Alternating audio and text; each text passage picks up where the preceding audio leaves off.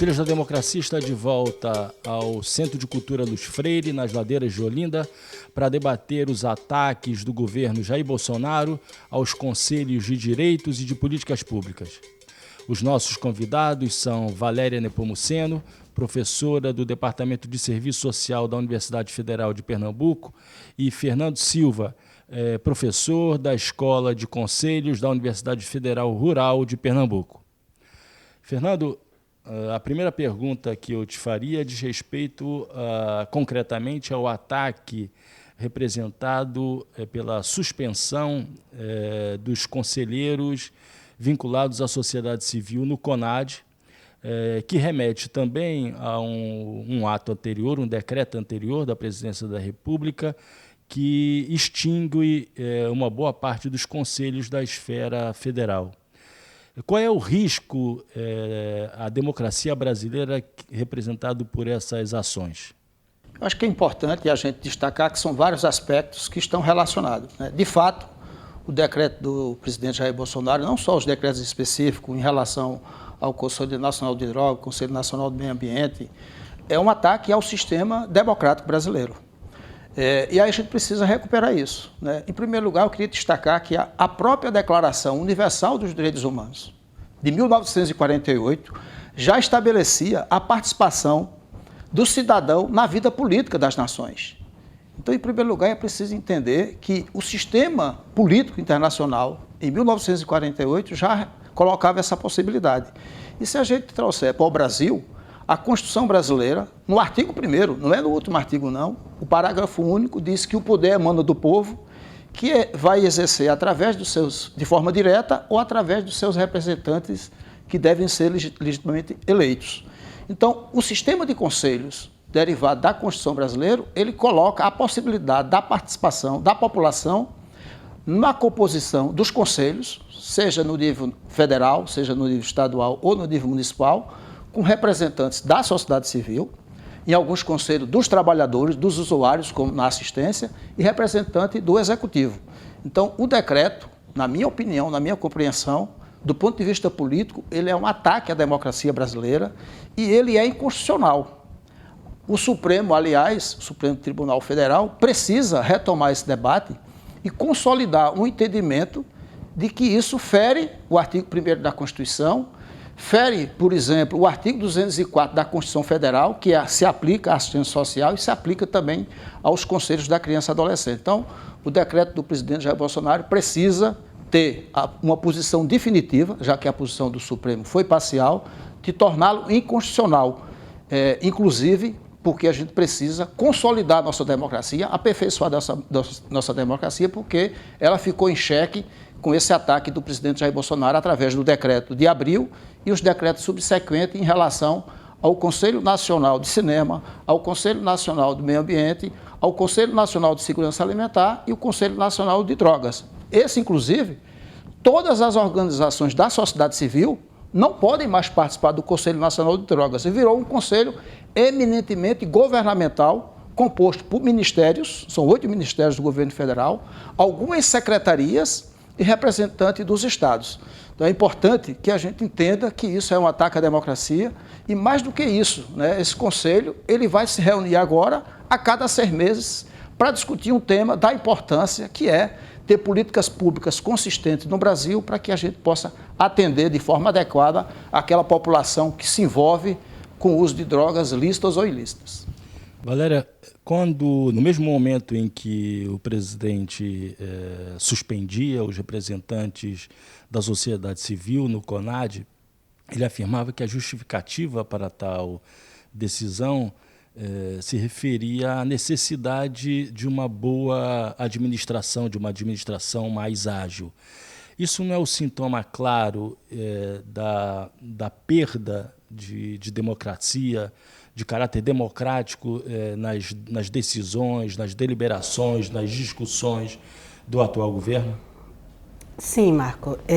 Tem alguns aspectos que eu queria colocar antes de te responder diretamente. Primeiro que a gente está num contexto de ataque também aos direitos sociais, as conquistas nesse campo dos direitos sociais. Então, a restrição da participação social não é um ato isolado, é um ato que se articula com essa perda dos direitos sociais que a gente tem sofrido nos últimos 6 meses do governo Bolsonaro, mais intensamente, né? Porque a gente já tinha um pouco isso nos últimos 4 anos. Então, nesse contexto, você diminuir, refrear a participação social, ela tem todo o sentido, né? Primeiro que eu queria colocar também que essa ideia de que nós tínhamos um ambiente democrático fortalecido e que nós tínhamos os conselhos funcionando plenamente, também precisa em outro momento a gente conversar um pouco mais sobre isso.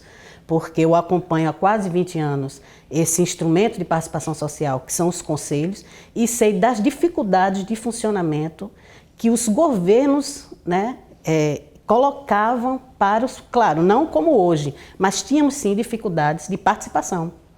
Isso também nunca foi tão tranquilo, por isso que essa participação social ela é realmente uma conquista que a gente está hoje em grande ameaça e que deve ser preocupação dos movimentos sociais, das organizações do campo da sociedade civil mais intensamente. É um ataque à democracia frontal, porque é uma lógica que tem tudo a ver com o modelo do governo, um modelo de governo autoritário, centralizado, de política centralizada, né? Que é de não ter participação social nas discussões do poder político e das políticas públicas. O governo quer, como antes nós tínhamos no período dos governos da ditadura civil-militar, decidir sozinho quais são as políticas públicas que devem ser implementadas e as que não devem. Essa é a lógica. Uma estrutura burocrática, tecnicista, Isso, autoritária. Exatamente. De governar. Né? Exato. E para isso ele constrói um discurso. É isso que nós precisamos ter muita atenção. Ao discurso que está sendo construído sobre os conselhos. Então, todo o discurso que fala que os conselhos custam caro, custam muito do orçamento público, essa é a primeira coisa que vem se levantando, que não decidem. Então, o próprio presidente disse, são muitas pessoas e no final não decidem nada. Um discurso baseado também na ideologia. Então, há afirmações do governo, do próprio presidente, do ministro Onyx, dizendo o quê? Que ali tinha um reduto de petistas, esquerdistas, pessoas colocadas pelo governo anterior petista. Ou seja, se insere dentro do processo de despetização isso é dito do aparato claramente. Administrativo do Estado. Se você ouvir e ler as últimas notícias, elas têm isso bem demarcados. Então, isso é importante, a gente tem que desconstruir esse discurso com relação ao que são os conselhos. Né? Então, é uma conquista da Constituição de 1988, muito importante para o campo da sociedade civil, porque é a oportunidade da sociedade civil influenciar nas políticas públicas, porque na maioria das vezes é o campo da sociedade civil que conhece a realidade de temas como a política sobre drogas, meio ambiente, criança e adolescente, as questões das mulheres, das pessoas idosas. É a sociedade civil que ao longo de décadas vem estudando, produzindo e propondo políticas públicas para essas áreas, e o governo tenta, de um dia para o outro, desconstruir todo esse acúmulo de conhecimento com palavras e expressões que não desqualificam aquele espaço de formulação de política pública e de controle, né? Fernando, de acordo com o que Valéria acaba de explicitar na sua fala, o ataque é direcionado à democracia, às instituições políticas, seja da representação como da participação, no caso dos conselhos, mas também à estrutura de direitos sociais do Brasil. A sensação que eu tenho, não é apenas uma sensação, já é uma constatação de fato, é que todo o nosso arcabouço legal vem sendo rasgado, né, afrontado, né? A CLT, através da reforma trabalhista, agora com a reforma da Previdência, a Constituição de 1988, todo o princípio da solidariedade que embasava a nossa Previdência Pública, né? E agora, com essa afronta a estrutura participativa dos conselhos, a participação da sociedade civil na estrutura dos conselhos, a todos esses documentos que remetem, como você fez na sua fala, à Declaração Universal dos Direitos Humanos de 1948. É de fato isso? Quer dizer, essa sucessiva rasgadura dos nossos arcabouços legais demonstram claramente de que houve uma inflexão no nosso regime. Nós estamos já sendo ultrapassados no caminho de um regime autoritário? Com certeza, né? Se a gente lembrar, a nossa democracia nunca teve um período tão longo de eleições regulares e contínuas. E se a gente lembrar, nós tivemos 2 momentos emblemáticos no Brasil. O movimento da campanha das diretas, que a população vai para a rua. A gente perde no Congresso Nacional em 84, mas em 89 a gente finalmente volta a ter a possibilidade de eleger presidente da República. O processo da Constituição também foi um processo muito participativo. Nós tivemos emendas, a exemplo da habitação, da criança e adolescente, que houve ampla mobilização e participação na coleta de assinatura da sociedade. O que a gente tem agora é um processo que é anterior a isso. A gente está, por isso que eu comecei com a Declaração Universal dos Direitos Humanos, a gente está retrocedendo 30, 40 anos no Brasil, negando aquilo que a Constituição garante no artigo 1º, que é a participação da população, de forma direta ou de forma indireta. Os conselhos são espaço de participação das organizações representativas da sociedade civil, como a Valéria colocou. Você tem isso na criança, tem na saúde, tem na educação, Conselho de Mulheres, política de drogas, enfim, são vários conselhos. E o presidente parece que, de fato, resolveu esquecer o que ele fez quando ele tomou posse. O artigo 78 da Constituição, ele faz um juramento e, nesse juramento, ele jura defender e manter a Constituição. O que ele está fazendo é rasgar a Constituição brasileira. Né? Nesse ponto de vista da participação, como bem Valéria colocou na sua fala inicial, em relação ao conjunto de direitos sociais. Ele disse várias vezes, repetiu, que se pode ter trabalho infantil no Brasil. Ou seja, ele desconhece ou nega, que eu acho que é pior. Mais um documento legal mais um que ele ataque. rasga, o Estatuto da Criança e do Adolescente. Não, é a Constituição, porque isso é uma definição constitucional. A semana passada ele disse que a gente precisa transformar as pessoas, o trabalhador, na informalidade. Ou seja, ele propôs simplesmente negar, rasgar o artigo 7 da Constituição. Então, é preciso que haja uma reação da população, das organizações da sociedade, dos partidos que têm uma compreensão diferente de mundo e de sociedade, para que a gente, primeiro, defenda o que está na Constituição. Não admita, sob hipótese alguma, a mudança na Constituição que retire direitos, mais do que ele já retirou. A reforma da Previdência, se não houvesse uma mobilização minimamente dos partidos de esquerda, o projeto que passou do primeiro turno era pior do que foi aprovado. Então, o governo Bolsonaro, nesses 6 meses, que é um governo extremamente ideológico, apesar dele negar a ideologia, é um governo que é claramente ideológico e não tem problema nenhum de ser ideológico. Mas a gente precisa ter uma disputa ideológica de um projeto de sociedade onde o capital, onde os não sejam subordinados ao capital econômico. A gente precisa valorizar esses direitos e o direito à participação é um direito tão importante quanto a educação, a saúde, o direito à convivência com o semiárido, ou seja, é fundamental que haja uma reação da sociedade. O Leomar do Boff, a semana passada, ele gravou um vídeo onde ele defende isso. A gente precisa ir para a rua de forma pacífica para fazer os enfrentamentos que são necessários para fazer com que esse governo entenda que as conquistas democráticas que nós conseguimos, né, no Brasil, com muito esforço, com participação das organizações da sociedade, sobretudo da Igreja Católica, né, do grupo ligado à Teologia da Libertação, que consegue aprovar uma Constituição, mas numa perspectiva de garantia de direitos, é que essa Constituição não venha a ser jogada em tão pouco tempo fora pelo presidente da República, com um conjunto de ministros que são muito claramente favoráveis ao capital e ao capital especulativo. Valéria, a grande inovação da Constituição de 1988 em relação à Seguridade Social foram os princípios da participação, da universalização e da descentralização. Como é que você avalia hoje, nesse exato momento, a situação desse tripé inovador da Constituição de 1988 no que diz respeito à Seguridade Social? Ele está fortemente ameaçado, né, Marco? Primeiro porque é aquilo que eu comecei a falar antes. Há uma tendência muito forte da gente ter a volta da centralização das políticas públicas, né? O que já derruba um pouco esse princípio da descentralização. E a descentralização com municipalização, que é bem importante isso. A questão da participação social, que é um dos princípios importantíssimos da Constituição e da ideia da Seguridade Social. A gente tem hoje os últimos atos do governo nessa área de restrição do número e redução pela metade ou menos da metade de alguns conselhos de participação, cortando a participação da sociedade, da representação da sociedade civil nos conselhos, já mostra essa tendência. Então, são conselhos em que não há participação social, a participação popular, e são conselhos quase que interministeriais.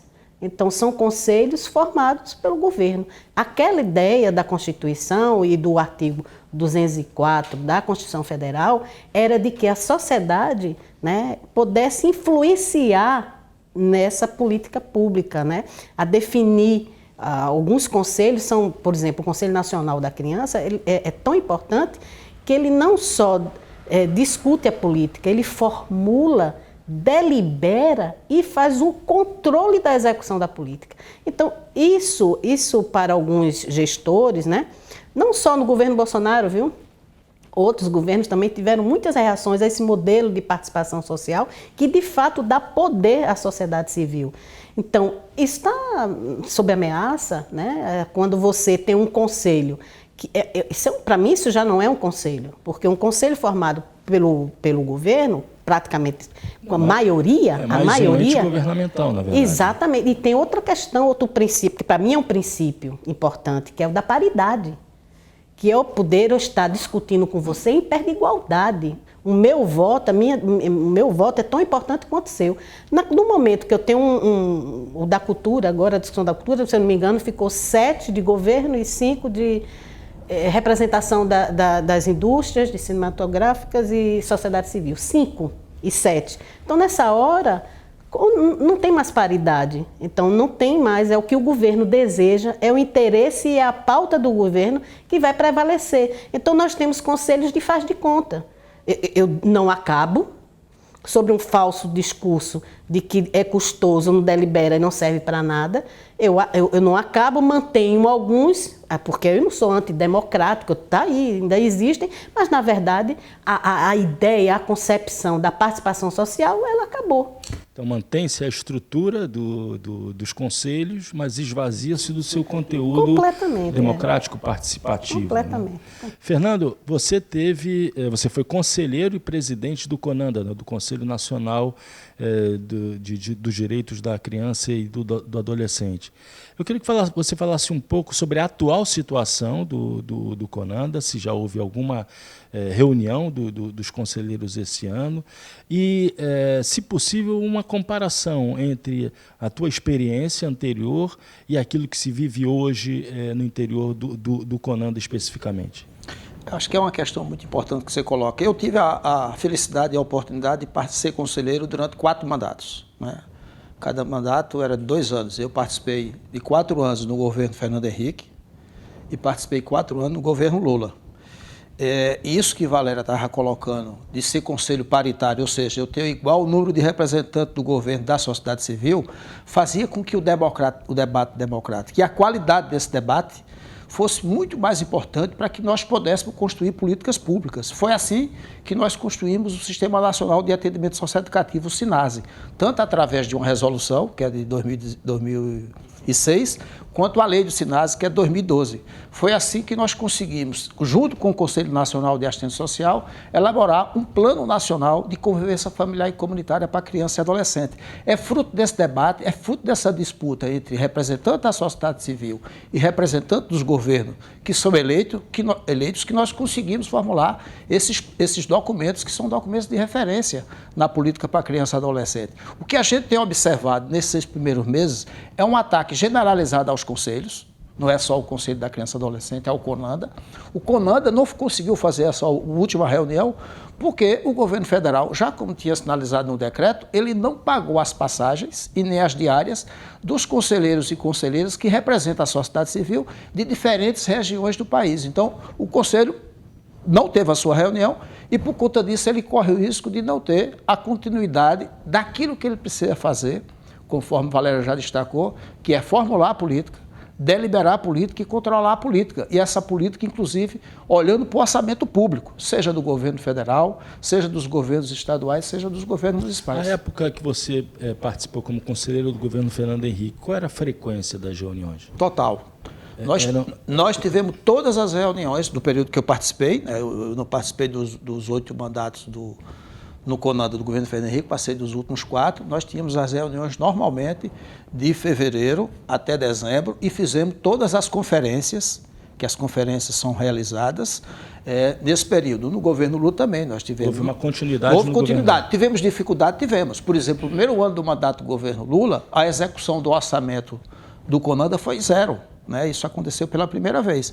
E a história das conferências, só para lembrar, a Conferência Nacional de Assistência está ocorrendo agora por iniciativa de governos estaduais, de prefeitura e, sobretudo, com a força da sociedade civil, porque o governo federal resolveu revogar uma decisão que tinha sido do Conselho Nacional de Assistência Social, convocando a Conferência Nacional para esse ano. Então, é um governo que deixa claramente indicado, cristalizado nas atitudes jurídicas e no comportamento político e no discurso político, que ele é totalmente desfavorável à participação da população, seja através dos conselhos, seja através da conferência. Né?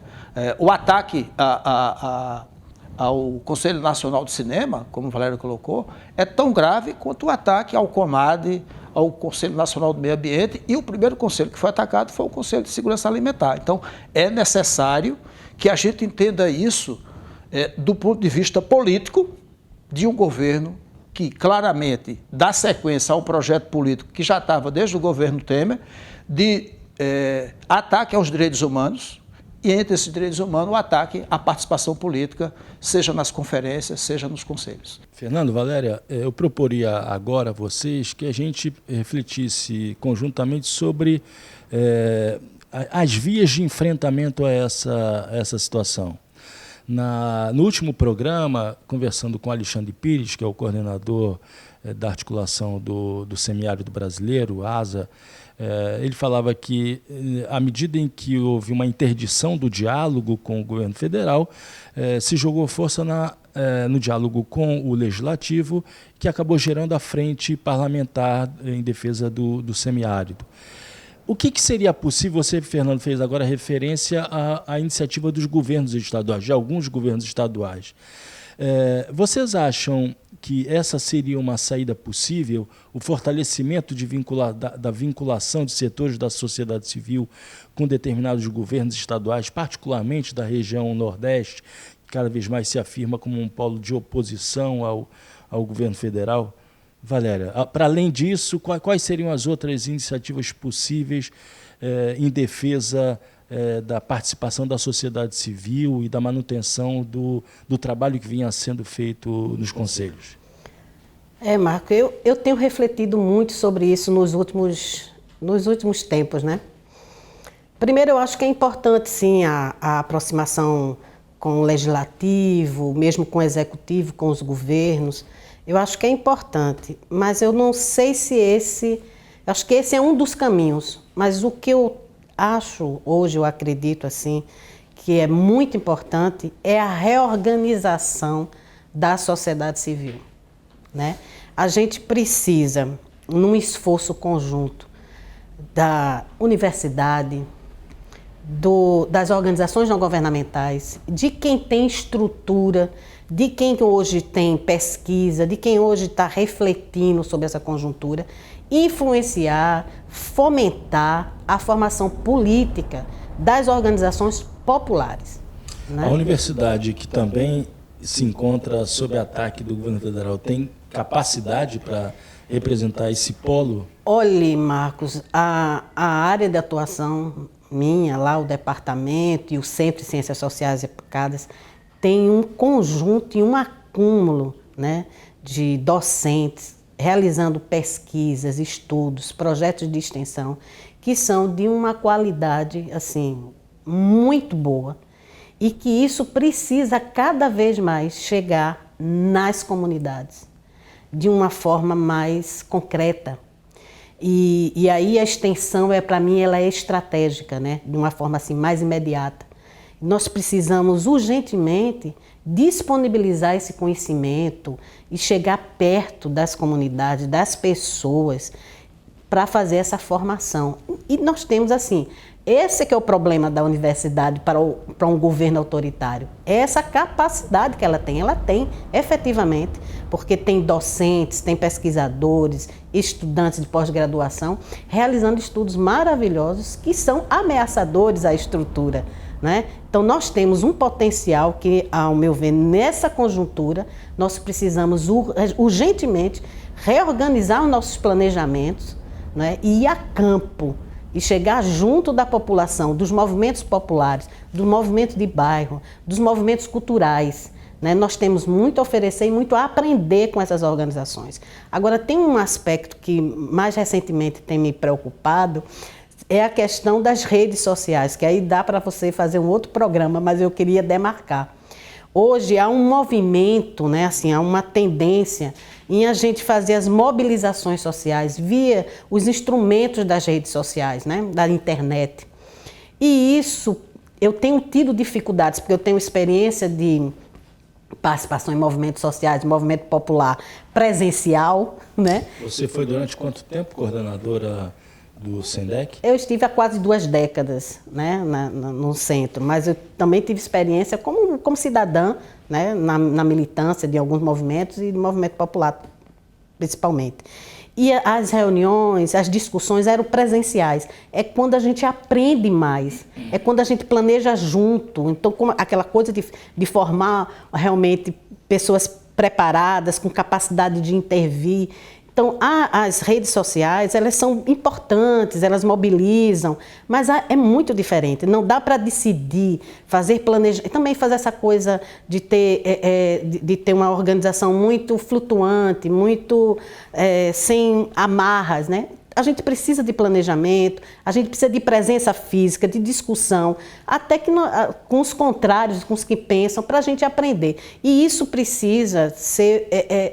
É urgente que a gente volte a fazer isso. E nessa perspectiva, eu acho que a universidade tem muito a contribuir.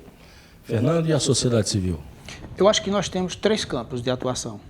Um primeiro, que não é só da sociedade civil, mas ela também precisa participar, que é que o Supremo, de fato, tome uma decisão definitiva, declarando que o decreto do presidente Jair Bolsonaro é inconstitucional em relação aos conselhos. É fundamental que esse debate seja retomado no Supremo e que a gente tenha essa decisão, né, ainda esse ano, para que os conselhos possam ter sua vida mais fortalecida. Então, se isso não acontecer, realmente vai ser um processo de ataque frontal à Constituição e um direito importante, que é o direito à participação. Então, acho que essa é uma frente importante. A segunda, existe, desde antes do governo Bolsonaro, um conjunto de organizações populares, dos movimentos sociais, que tem discutido uma plataforma do sistema político brasileiro. Não é uma reforma do sistema eleitoral partidário, é muito mais ampla, é da democracia brasileira. Como é que a gente vai aperfeiçoar a nossa democracia direta em relação a plebiscito, referendo e projeto de iniciativas populares? Há, inclusive, uma proposta de veto popular, né? Tá colocado nesse documento. O controle do judiciário e a transparência do poder judiciário, a questão da democratização dos meios de comunicação, do acesso à informação e da comunicação. Então, esse documento é um documento importante que vem sendo debatido e esse documento precisa ser tomado pelas organizações da sociedade civil, pelas universidades e pelos partidos. Então, acho que esse é um outro campo importante de atuação, o aperfeiçoamento da democracia brasileira. Senão a gente vai ficar restrito à eleição a cada 2 anos, né? O livro Como as Democracias Morrem tem uma frase emblemática. A democracia hoje começa a morrer no dia do voto. Nós não podemos nos contentar com eleições regulares a cada 2 anos. A gente precisa enfrentar esse debate da possibilidade da unificação das eleições Eu, pessoalmente, sou favorável ao processo de reeleição. Tem gente que é contrária. Eu acho que isso é um processo importante. A gente vota e a gente tira através do voto. Não é? Eu acho que esse é um debate interessante. E o terceiro é esse que Valéria está colocando. Eu e Valéria temos mais ou menos a mesma origem. Eu trabalhei durante muito tempo na Conferência Nacional dos Bispo do Brasil, quando o Dom Helder era o presidente aqui. E o Centro do Helder Câmara é uma homenagem ao Dom Helder. E, naquela época, a Teologia da Libertação formou muitos quadros que estão na política partidária, que estão na universidade, e é preciso que a gente retome isso que Valéria está colocando, porque senão a gente não fica só na institucionalidade. Né? O parlamento, o executivo, isso não é suficiente. Ou isso só será suficiente se a gente tiver uma cultura política de participação que vá no clube de mães, que vá na associação de moradores, que vá no sindicato, para que a gente tenha um movimento social fortalecido e concernido com um projeto político de sociedade que faça com que a democracia não seja só o voto, mas a democracia possa enfrentar as desigualdades de gênero, de raça, de cor. O local de nascimento da pessoa, o local de moradia, muitas vezes é um local de exclusão de direito à educação, à saúde, e nós vivemos numa sociedade de classe. Então, o debate político precisa considerar esses aspectos de fazer com que o Supremo declare inconstitucional esse decreto do presidente Jair Bolsonaro, que a plataforma dos movimentos sociais para a reforma do sistema político brasileiro possa ganhar o debate necessário, mas que a gente tem isso que Valério colocou na sua fala, que eu acho que é fundamental. A gente precisa formar novas lideranças dos movimentos sociais, no sindicato, nas organizações da sociedade civil, para que a gente faça com que a democracia brasileira, para além da democracia eleitoral, ela seja uma democracia que garanta os direitos humanos de todas as pessoas. Obrigado, Fernando. Obrigado, Valéria. Certamente surgiram dessa nossa discussão de hoje vários outros temas que certamente serão explorados nos próximos Trilhas da Democracia. E o programa volta na próxima terça-feira, sempre às 9h30 da noite, com reapresentação aos domingos, às 7 horas da noite. Até lá!